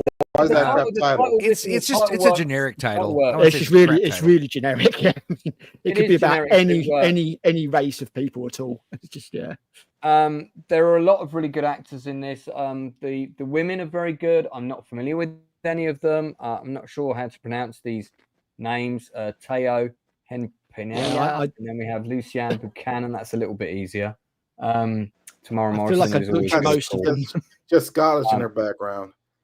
But The only you've got great the supporting cast, which is a largely unknown, are really great. Yeah, Jason Momoa. I think they Yeah, wanted Joe. it that way. So Brandon Let's, Finn's the guy who plays the prince, then. Yeah, and I you've feel got- sorry for him. Well, the prince, I mean. Yeah. So Jason Momoa is also co-writer on it. Yeah. Listen, I have to say, I take my hat off to him. I think this is a show made with passion, with the right intentions, and done the right way. This show would not work if it was done in the English language. It would be nowhere near as good. It's very I brave as agree. well for this sort of smartphone generation to have subtitles as well. And I like that. It's got a Hans Zimmer score and one of those very big opening title sequences as well. Cool. Yeah, no, I'm gonna check this out. How much of it is there? Do we know? Oh no, I've got it here. 9 episodes. 9 episodes. Cool. Yeah. So I might wait for a few more to release because I hate waiting for things. So. okay, no fighting in the chat, please. Keep it polite, guys. So yeah. Anyway, Leon and I both recommend this show. I have to say, absolutely fantastic, cracking show. Being There Jason is a Momoa, new I'm show- surprised that we've not heard of it at all. I literally, this is the very first that I've heard of this. Shows how bad that Really? marketing. Leon, Yeah, Leon recommended it to me. Leroy, sorry, recommended it to me a couple of weeks ago, and I had it on the list, and I just had a window, and I thought, oh, there it is. Let me watch it. I've been a fan of Jason Momoa since. Well, I've known who he is. I've seen a couple of his movies. Like I liked Conan, the remake. I also liked him as the villain in the Sylvester Stallone movie, Bullet to the Head. But when he made Frontier, which you can watch on Netflix, which is a good show. Yeah, I do need to watch that. Other people have recommended that to me. Yes, Frontier is very good. Frontier lasted 3 seasons, and that's because I'm into the fur trade, the mountain men. Yeah, we know. That's why I love that show, and Jason Momoa does a superb job in Cool. that. I might have to watch that. Rachel, Honestly, I can't say I've ever seen it as well, Rachel.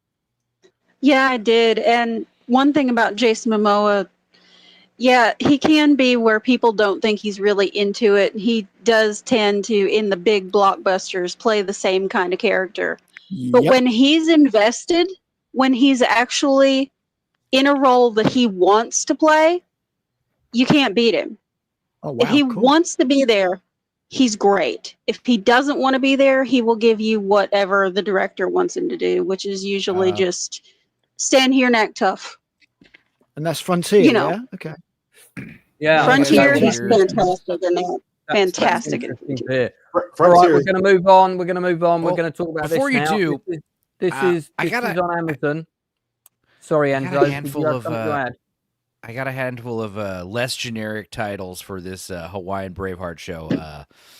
There's Blood on the Island, Blood on the Islands, Black Sands. What else is good? Black Sands is too similar to Black Sails, which we've already. Let's say the Unbroken Lay. What? The Unbroken Lay? Oh, right, Lay. Okay, yeah. My God. Tied. What's it? The spear of the Kamehameha. No. Tides of Valor. Warriors of the Pacific Warriors. There you go. I don't know. Like 1% less generic than Chief of War. Something that says Hawaii, Something yeah, that's that what I makes think me is think missing. Hawaii. How about Hula Warriors? Hula Warrior. Kona Carnage. There you go. That's a good one. Stupenzo, stop while you're ahead.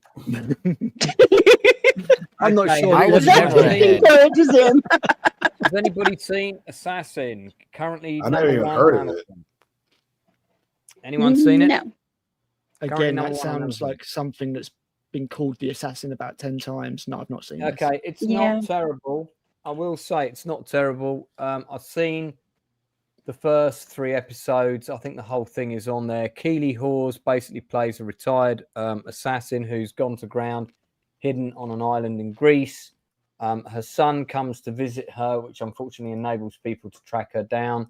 They try to press her into doing one last job, which she doesn't want to do. The target package turns out to be her son's fiance, who's the really rich daughter of a even richer businessman. and lots of chaos ensues. It's shot pretty much entirely on location in Greece, which of course I love. Is that why you watched it? Yeah, is that why you watched it? Because it's in Greece?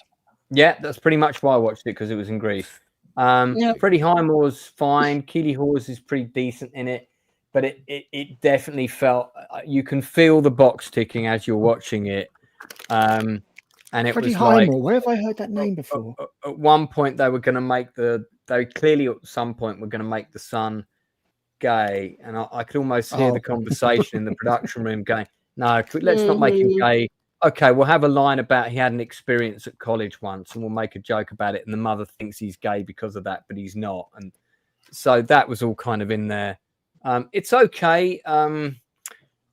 It's perfectly fine. It's something you can stick on before bed if you're really bored and there's nothing else on that you haven't seen. I give it a 6.5 out of 10. Perfectly watchable, but also very forgettable. He's the kid from Charlie and the Chocolate Factory with Johnny Depp in it. He is the kid from the Charlie and the Chocolate Factory. Correct. Charlie Bucket. Yeah. I knew I'd seen that name somewhere before. And yes, he's in Bates Motel, James Evans. Yes. Yeah, it's the kid from Charlie and the Chocolate Factory. So 6.5 out of 10. It's not amazing, but it's all right. Enzo, I know you've got some other recommendations, mate, for this week. Bro, I watched Together. It was so cool. Tell us about that. It is this body horror movie. Dave Franco and Alison Brie, right? Yep. Yeah, and it's the trailer kind of says a lot without saying much. I think the poster also says a lot without saying much. The basic premise is this. This is a little too spoilery. This is a little too. Okay. I like the one where it's the two eyeballs like almost touching. But that's this movie is a metaphor for extremely codependent relationships. It was very disgusting body horror, and there's some legit pretty solid jump scares in this movie. It's very well filmed, very well edited, and it's got a great look. It's got great production design, great effects. And it's the metaphor is a little thin. It's pretty obvious what the metaphor is, but I appreciated it. Alison Brie gets full frontal. She's got a great set on her. There is some really shocking stuff in the movie, both like sexually and like gore wise. So it's pretty cool. Just really masterfully made horror film, body horror film. I don't really want to tell you much else. You just got to see it. There's a lot going on. But yeah, like I said, it's just it's one of these movies that it's neon. It wasn't A24, but yeah, it's I don't know how to describe it. I wish Blue Collar was here because he did also watch it. And I knew, because when Blue Collar says, "Oh, this movie's amazing," a glowing review, I'm thinking, okay, I'll check it out. But when he says, "I don't know, man," tomorrow. When he says, "I don't know about that movie, man," that was weird. I'm like, I'm gonna see this immediately because it comes out Friday here in the UK. There's a pretty decent copy out there. I feel like it's gonna be out and streaming in no time. But yeah. Also, I think these two are like a real couple in real life, which is interesting. So that's a nice dynamic. But they have a great chemistry because, Pamela Anderson and Liam Neeson, they're actually in liking, pretending to like each other, and they actually like each other. These two actually like each other. They're pretending to not really like each other. They're they got this relationship that's kind of on the racks. And the loose premise is she gets a job as a teacher out in the country, and he is an aspiring guitar player, and he has to, go with her, and they're kind of should they break up? Should they try again? Should they keep trying? That's kind of the vibe their relationship is in. So writer-director job, Michael Shanks. He's not really made much before. Cool. No, yeah, it seemed like one of those cool debut movies. I don't know. I'm sure he's made some shorts or something. Or he's done some shorts. I was going to say, yeah. It's usually one of those three avenues that gets you to just make a crazy movie like this. A few episodes of TV and some shorts. Yeah. Cool. I'll have to check this out, even if it's when it comes out. Also, if you guys have you guys seen so if you guys have seen Hedwig and the Angry Inch, the song "The Yes. Origin of Love." That is all the spoilers I'm going to tell you. It is that song. Oh wow. Okay. As a movie. Right. Yeah, I get that. Okay. Yeah. Yeah, cool, man. I'm gonna have to check this out. What is it? I presume it's like a hard R, or is it N17? Yeah, hard R. Not terribly scary. Just a lot of weirdness and gross out stuff. And there's a few. It's kind of like Midsummer, where like one of the most scariest parts of the movie is like very early on, and you're like, oh, okay, and then it kind of tones down from there a little bit, but it's still like it's very suspenseful. It's very masterful in all that stuff and keeping the intrigue, keeping the adrenaline. Cool. And yeah, you just kind of go with the flow. Well, I like a good horror that's got some cool ideas and stuff, and it isn't just A24 or bloody Blumhouse slop slow. Yeah, cool. Yeah. I'll put this on my radar. All right, it's fantastic stuff. Enzo, rating out of 10. I'd What give is it your like a Nielsen rating? 7.5 out of 10. Solid B horror movie with some A+ effects and stuff. Okay, very good. Has anyone else seen it? No, I never even yes. heard of it till Stupenzolicious mentioned it. No.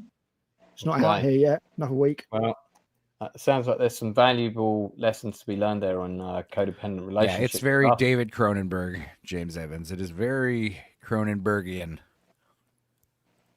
Okay. I have a Well, now I want to recommendation. watch it. I have a recommendation. Leroy, you wanted to talk about Nautilus, I think. Yeah. Okay. But also, I saw a movie for probably the second time in my life. First time I saw this movie. And you got time for one or the other. Which do you want to talk about, the movie or Nautilus? All right, we'll do Nautilus. I'm sorry. All right. So it's Nautilus. It is. Okay. All right. So we'll cover that. Let's take that down. I keep has seeing anybody this, else seen the I TV keep show seeing this- Nautilus? Yeah, I keep seeing this video of like a giant eel monster attacking a bunch of people, and apparently it's from the Nautilus show. It's a good So, show. yeah. I just Is this saw- the one based on 20,000 Leagues Under the Sea? Yes, is. I'm guessing. it's on AMC. It is. I have seen it. I'll reserve my comments for the moment. Okay. So, shall we have a look at the trailer? It's only on Stan. Well, not the trailer. I can hear it breaking. Nothing is breaking. The ship is breaking. No, it's not. Okay, there's the trailer for Nautilus. Leroy, have you seen the whole thing? Yep, I just finished watching episode 7 this past Sunday. It comes on every Sunday. So is it 7 episodes or is it 7 episodes available? Right now, it's 7 episodes available. Another episode is coming on this Sunday. I don't know how many episodes there's supposed to be total, but I think this is going to be. So I I can think tell you it's- now, season 1 is 10. All right, Season 1 3 more season episodes. 10 But it's episodes. a I good see show. that trailer. And I'm like, this is cool. I'm getting remember Captain Nemo and League of Extraordinary Gentlemen? Yeah. Like that was, I'm getting this fun vibe. Cyberpunk, And then I find out very it's 10 cyberpunk hours vibe. long. And I'm like, why can't this just be like an awesome 2-hour movie? Well, it's a 10-part miniseries, unfortunately. So, or not. Also, Stan, I have no idea what Stan is. Apparently that's Australian Stars or something. Ah, Yeah, okay. In America, it's AMC or AMC Plus. Oh, okay. Yeah. Well, that's what the show's on. So, yeah, I think the show was on, I can't remember if it was on Amazon Prime or one of the others, but I saw the first couple of episodes on a different platform. So it was available somewhere else.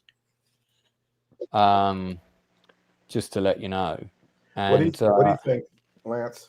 I haven't seen as many episodes as you. I've only seen 2.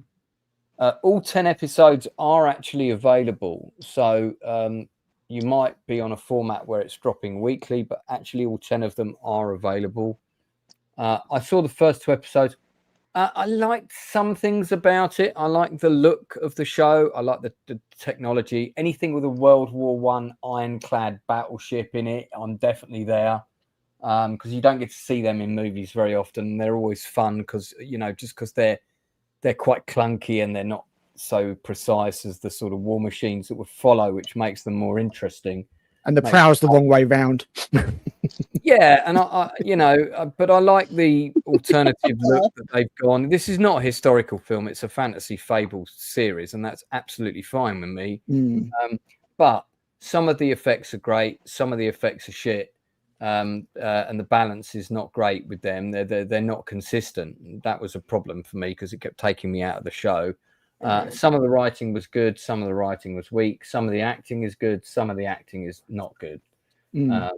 So I did find, I don't know, overall I felt it's trying a bit too hard, and tonally it was a little bit all over the place, but it is very watchable and it's a good kids show, which isn't to be snarked at. This is a good sort of action adventure show for kids. Okay, so that's the kind of level it's going for. I wouldn't call it.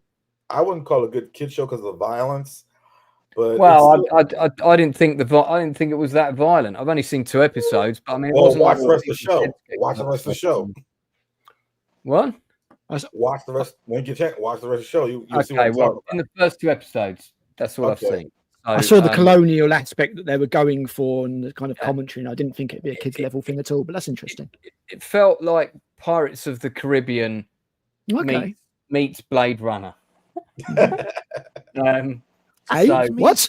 That's an interesting blend. That sounds badass. Yeah, I mean, Explain this, it please. doesn't quite succeed, but that's what it's going for. It doesn't quite get there. But Interesting. I mean, it's not terrible. I probably will watch the rest of it when I have time, but it's not a show that got me so gripped that it was like, got to see the rest of this now. Is it just a one and done then? 10 episodes? There's no like season 2 or anything. There's just one season at the moment. So but it's Leroy, just give us your thoughts, mate. It's your pick, so give us your thoughts. Well, my only problem with the show is the same problem I had with Game of Thrones. A lot of the good guy. I'm not saying who dies or who lives, but there's a bit of spoil. So I'm trying to avoid doing spoilers. But a lot of people that you see in the trailer, by the 4th episode, they're gone. So that's the only problem I have with the show. Other than that, I thought the acting and the writing was good. And I can understand they're trying to be realistic but compared to other shows about other 20,000 Leagues Under the Sea movies I've watched, I like this one kind of better because it's more realistic. But plus, the main character is someone who's trying to stick it to the colonists. He's also on a personal vendetta for good reason. So, and these 2 guys right here, I hate the most. The one Crawley, that's his name. The one on the left is a complete a-hole, and even those who are after Nemo can't stand him. And feelings mutual. But if I have to give it a rating, even though there's 3 episodes left, I'd give it a 9. I think a 9 is fair. Yeah, I can only give it a 7 thus far, but you've seen a lot more of it than I have. Has anybody else seen it? No, Like I said, I'm I not keep going seeing mad, this one am I? video That is, That is Richard E. Grant. Yeah. It's Richard E. Grant, yeah. This guy. Oh, go back. You have got some great actors in it. This guy cannot stand. In the last episode, I was hoping somebody killed him. Yeah, well, I mean, that's probably intentional, Leroy, because he's a villain. So you're supposed to hate him, which is a good thing. Trying to work out why I can't see Richard E. Grant in the credits. No, he's in it, but he's not in it much. Okay. But he's in it. He's in it. Trust me. Oh yeah, there he is. White Raja. He plays. Okay. Yeah. Oh, he's only 2 episodes. 2 episodes. Okay. Yeah. So he's not in it a massive amount. There's a few names I recognise in there, but. So there we are. Rachel, did you have anything you wanted to recommend this week? No, I kind of had a rough week this week, so I don't have anything to recommend. Okay, all right. Rough Week, starring Rachel Percy, will be available on Netflix. 6-part miniseries. 8 out of 10. Coming soon. Yeah. Well, yeah, Rachel, what are your ratings out of 10 for Rough Week last week?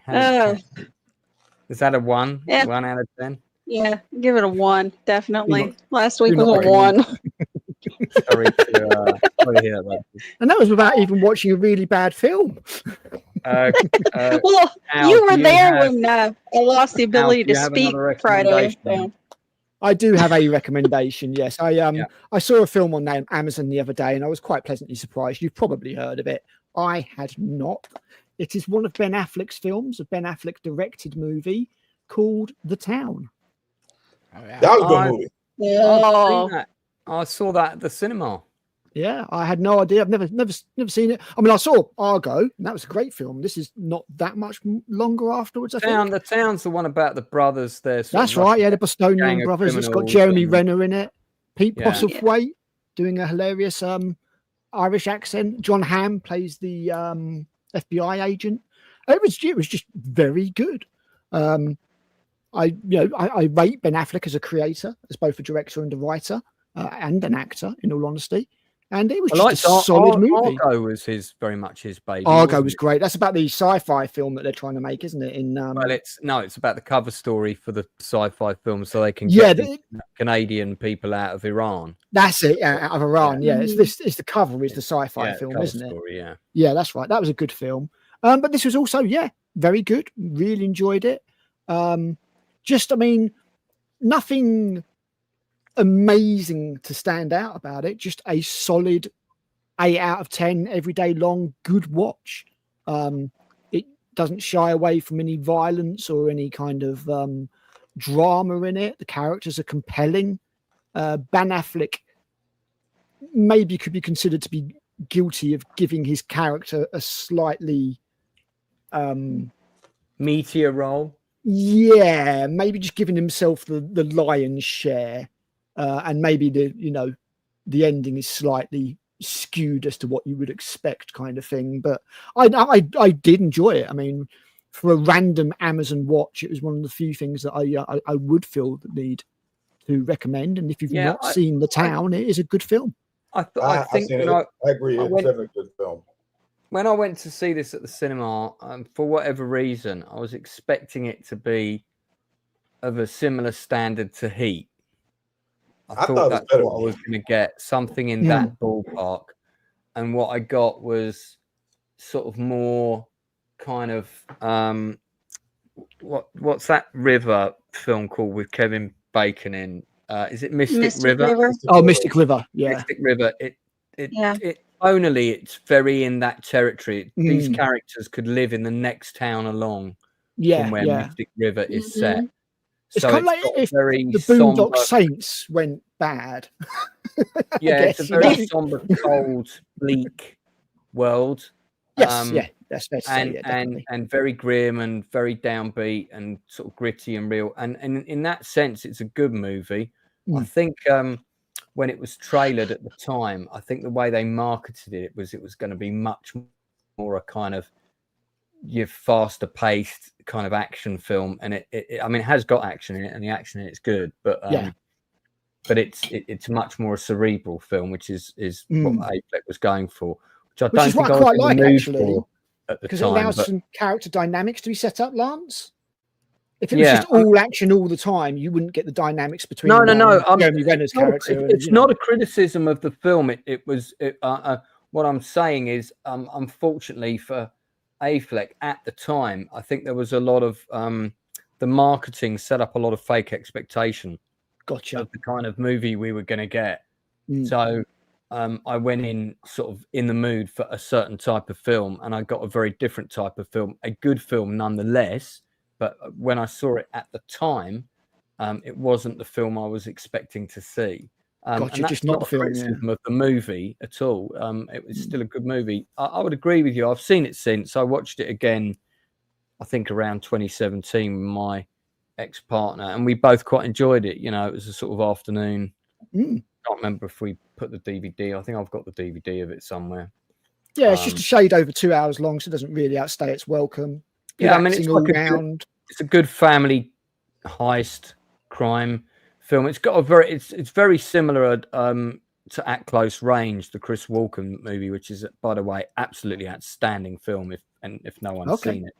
No, I'm not saying that. Definitely check that out from 1986, 85, with a very, very young Chris Penn and a very, very young Sean Penn. It's the only time they play brothers in the same movie. Okay. And really, really, really good film. Mm. Yeah. Oh, Pete Postlethwaite. I think this is one of his last movies, isn't it? It is one of his last movies. Yeah, it is. yeah. Yeah. Because he was battling cancer when he shot this. Yeah, that's right. Yeah. Yeah. I'm not sure if it's actually his last movie because he did die a It while was ago. Inception, I think. No, he died around this time. It was 2010. I think he may have even died by the time the film came out, but he definitely died around this time. Yeah, he plays like the well, not mafia necessarily, but like the crime boss, the gang boss. What happened along to with Chris? the dude. What happened to Chris Cooper? He was sort of really on the rise at one point, and I He haven't pops seen him up in in things anything. every now and then. He's probably It was really his old. second to last film. He did one called Killing Bono afterwards. Yeah, no, I've seen Postlethwaite in that as well. What happened to Chris Cooper's career? What's he been doing? He's lately? 74 years old. He's probably just chilling. Okay, all right, yeah. Well, he did kill lots of British in the I Patriot. mean, he won didn't 2 Oscars, right? He won one for adaptation, American Beauty. He's still Well, doing that's- films. He's in 2 films coming out this year, The History of Sound, and Yeah. Everything's Going to Be Yeah, Great. there we go. I just haven't seen him in Damn. anything for a while. I did see Boston Strangler, so I must have seen him in that. Mm. I mean, when you get to that age, you're going to at least slow down a little bit. aren't yeah, you? of course you are. I did see him in the adaptation of the Stephen King book, 11/22/63. I was a little bit disappointed in this show. Don't know if people Dude, I have read seen it. yesterday. that Stephen King was saying that his wife almost left him because when he was writing this story, he had Lou Bega's Mambo No. 5 on repeat for hours and hours every day, which Right. is insane. So when you watch this movie or read that book, like you have to understand Mambo No. 5 by Lou Bega was like the driving force behind this. I want to see those divorce papers, irreconcilable differences. He didn't get divorced, but she said if you play it one more time, I'm leaving you. Oh, we got another guest has arrived. Oh, The man. Proctor Files in the house. Hey, bud. Oh, How's it going, guys? Hey! Hey, Rachel. Good to see you, Good to buddy. see you again. We're not that Likewise. far from wrapping up, but as you've just arrived, have you got a movie or a show you want to recommend that you've watched in recent I times? do. For you film buffs, I got a weird one for you. And I sent Oh, it. we love sent the weird image ones. to you on Twitter. So yeah. What's So it this one is called? This one is called "Don't Let's Go to the Dogs Tonight." what? Don't let Yeah. Oh, that title. Oh, my word. Yeah. The full title is "Don't Let's Go to the Dogs Tonight." I've got it.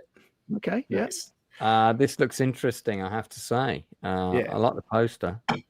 Now, I usually like to go to movies that don't get any like marketing to them. That's usually a sign of quality at least in my Yeah. experience. Yeah. But You're not this wrong. is one I didn't even hear about. I actually learned about it through Box Office Brawler. And locally, there was one showing, a single showing on a single day. So I was like, done. Let's go check it out. And it is a funky movie. Now, Okay, so it's set during the Bush War in Rhodesia. It's based on the best-selling novel by Alexandra Fuller. Is that right? Fuller. Yep. Fuller. Yep. Tell us. And- Give us the basic story. Without, the without basic too many, story- without any Now- spoilers, if you can help it. Okay. So basically, there is a conflict over in Zimbabwe that is going to be like politically forced one way or the other based on who wins an election. And this the main character is Bobo, the young lady in the upper section there, but the story isn't about her. She's a witness to it, which makes it very interesting because you get that like everyman perspective from a child who has no idea what's going on. And the actual story itself, all the characters and arcs are primarily focused on her mom and her dad and what they're going to do in response to this political situation. Okay. And what sort of all seen through the child's eyes? Yes. Okay. All right. What sort of running time is it? It's about an hour and a half. What would you rate it out of 10? This is a really weird one because of the change of perspective, it's just such an unusual movie that's a hard one to rate. But I would give it at least, I think I could give it a solid 7. Okay. But I could only recommend it to film buffs. Why only to film buffs? Because the average person wouldn't have the attention span or the ability to accept the, I'll say, undignified presentation of a lot of people. This one is very honest, very raw, and you're not going to see a lot of pretty or famous people in there. Everybody's very average to ugly, and they are presented in very graphically honest ways. Sounds like anti-Hollywood. I like it. I like that too. Okay. I quite like the sound of it. It'd be interesting to. Is it a cinema release or is it on streaming somewhere? Well, I saw it in an actual theater. I don't know if it's streaming at the moment. No. But okay. But an interesting note for you is that I think it was produced by Trevor Noah, the comedian and former host of The Tonight Show. So Daily Show. And I don't know if you guys are aware, but he is actually from Africa, and he's the title of his book is Born a Crime, because he was at the time, apartheid was a very popular thing over in Africa. So the fact that he was born at all put him in a lot of hot water. So there are interesting focuses on race relations, but I couldn't say that anybody in there is specifically racist. Okay. It doesn't look like it's out here until until October, Lance. October 3rd, according to Google. Okay. Fantastic. All right. So thanks for coming on and recommending that. I always like to hear about the small films, especially. My pleasure. Thanks for the invite. It sounds interesting, man. I want to check that out. Yeah. All right. Okay. Great. Well, we'll start to wrap up there because it's coming up to midnight. Procto. So thanks for coming on right at the end. Did you see Naked Gun, by the way? I did. I loved it. Yeah. What would you give? What would your rating out of 10 be for that? So it did honor the originals pretty well. It referenced them without leaning heavily into their jokes, and I think it did a good job of matching their tone. Yeah. But all in all, I think I'd give it a 6.5. Okay. So it's all right. Make you laugh? Yeah, it made me chuckle a little bit. Well, that's always important. Yeah. All right. Okay, great. Well, for those people who have forgotten, don't forget also, if you're watching and you're from the UK and you do like your Westerns, don't forget that you can come and see my play about one of the making of one of the greatest Westerns of all time, which of course is The Magnificent Seven. This would be the 1960 version, of course, not the terrible later version. We don't talk about the later one. And we are staging the play about the making of The Magnificent Seven. We actually did the first rehearsal the other day. So it's already underway. It's on in October. Tickets are now on sale. Northern English Bastard is coming down to see it. He has already booked his tickets. So thank you. That'll be on the 19th. Is it on the 19th? You'll have to check in with him. He is coming. He's coming down. So try and coordinate so you're coming at the same time. Yep. I have a feeling he might be coming on the Saturday. Okay. Yeah. I'm booked up for the 19th, but I mean, I could always get a hotel overnight in London. So you're coming on the 19th as well? I'm on the 19th, yeah, because the 18th is actually no, I can't do the 18th. It's my wife's birthday. I can't get away with that. Don't let me start divorces. You can She's bring already her. got to put up with your 500 spiders, so let's not aggravate her. I know further. how to like send perfect tarantulas because in the it's post. it's your wife's birthday's present, right? There you go. There you Take her to go. the thing.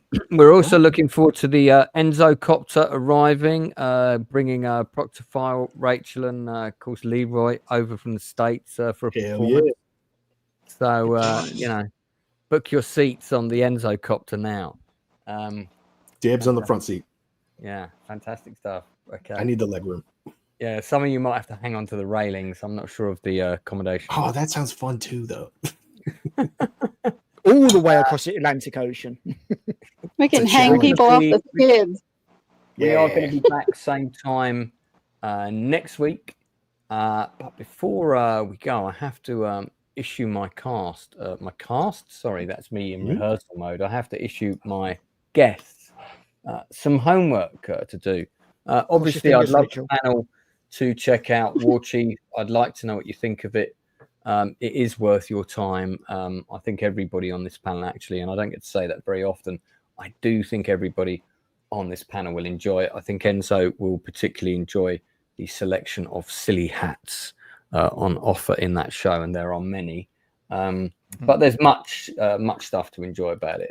It is really good acting, writing, directing, music, photography, kind of scores on all points. Definitely one of the best shows I have seen in a long time. Probably, I'd say it's definitely a contender for being the strongest show so far this year. That's Shogun. So for me, I'd put it up. I'd say I'd put it up against Shogun and say it's as good as Shogun for sure. Fantastic. So far, I've only seen 2 episodes. Bear in mind, but Shogun Are the for me, episodes long? Are they like an hour long or 40 minutes? yeah, about 45. Yeah, 50 each minutes. episode's like an hour or less, about 50 Right, minutes, yeah. 50, I mean, 55 minutes max. Shogun, I did like Shogun, but the last episode for me was a letdown Oh, because I do think we should have seen the fight, especially with them going into a second season. Yeah, they're making for Shogun. They're gonna make a second and a third season. Yeah, I think that the second is already either shot or it's certainly filming. I'm not going to ask my guests to watch Ice Cube's War of the Worlds. Oh God, I kind of wanted to for shits and giggles. No, thank you. Is I'm that not because- gonna lie, it was a few days ago. It was like last week. I saw it on the internet and I was like, "What is this?" And I skimmed it and I was like, "This looks like garbage." And then I'm hearing it has like a 0%, and people are watching it now and they're like, "What the hell?" I kind of got a morbid need to watch it just to see how bad it is. yeah. It's some friends of mine were watching it last night, and they were just messaging me throughout it, just like, "Please, do you own a gun? Just put it to my head, please." I have a more obscure title for you guys to track down, and this film is an absolute bitch to find. Now Challenge accepted. Forgotten the title. Hold on, I remember the name. It's only been released on VHS. It's never been released. Oh, wow. Good lord! It's never been released Now I on gotta find the VCR. DVD, but you can. No, I think it was released on DVD in America for a short period.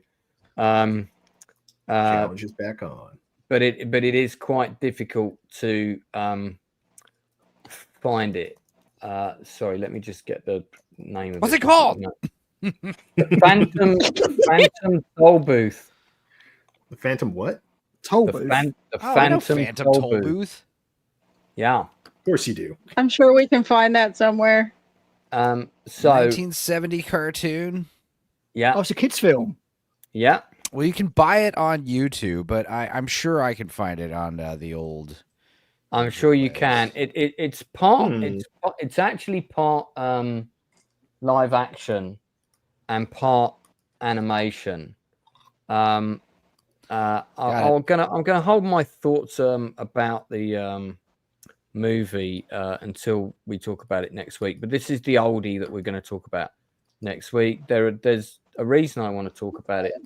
One of the reasons is I would love to see Tim Burton remake this film. It is screaming for Tim Burton to get his hands on this, because it's totally up his street from the design of the. Or actually, Guillermo del Toro would be another great person to do it, especially as the main bad guy is a faceless villain. So, did you see what Tim Burton's doing at the moment? He's doing Attack of the 50-Foot Woman. Yes, I didn't know Helen. What's her name? Bonham Carter got that tall, but he's not with her anymore. It's Monica Bellucci, and that's why she's in. Is he with Monica Bellucci Bellucci so now? much? Yeah, Yeah, he is. that's why she's got such a big role in the sequel. Damn, respect for the Burton. I did not know he'd. Is she the 50-foot woman? No, probably not. Right? No, apparently they're looking at Margot Robbie at the moment. Yeah. Oh, yes. Okay. I remember this now. That'd be cool. I'm into it. Okay, well, Phantom Tollbooth, guys. 50-foot is Margot your- Robbie. I'm on it. It's a very crude 1970s animated movie, but it's got a lot of heart, and I'm interested to hear your thoughts on it. Based on a quite well-selling children's book.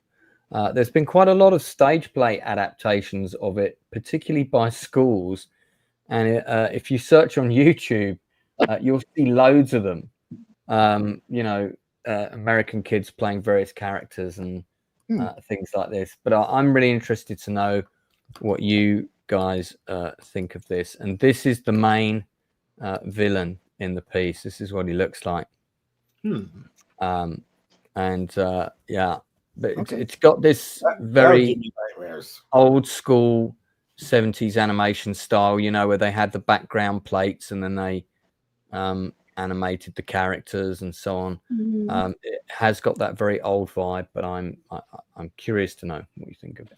He looks very. It looks like the full movie is on YouTube in parts, but it is also available on the high seas. So it was available on YouTube, the whole thing, and then it got taken off several times. But if it's available in bits, that's great. Yeah, it does say Phantom Tollbooth 1974 movie. Yeah, I'm sure you guys will be able to be diligent. Okay, if you find it and you can watch it and you're able to, then you can come on the panel next week. So that's it from us.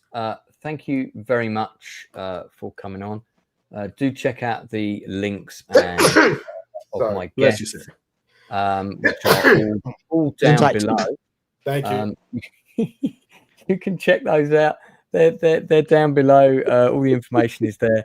Do check out Rachel Percy art. Do check out Enzo's channel. Do check out Leroy's books. I've put a link that's got a list to all of them, and there are many.